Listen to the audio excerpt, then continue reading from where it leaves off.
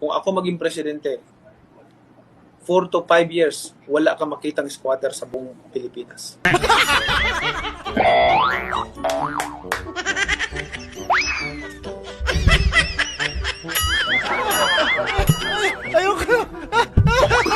Ano na po ang pangarap ngayon ni Manny Pacquiao? Pangarap ko makulong lahat ng kawatan at pangarap ko tumaas ang ekonomiya natin, gumanda ang ekonomiya natin. Para nang sa gayon, pag malakas ang ekonomiya natin, maraming mabigyan ng trabaho. Ang target ko, gusto ko ang trabaho, maghanap ng trabaho ng tao, hindi ang tao maghanap ng trabaho. Sa tingin niyo po ba magagawa niyo yun?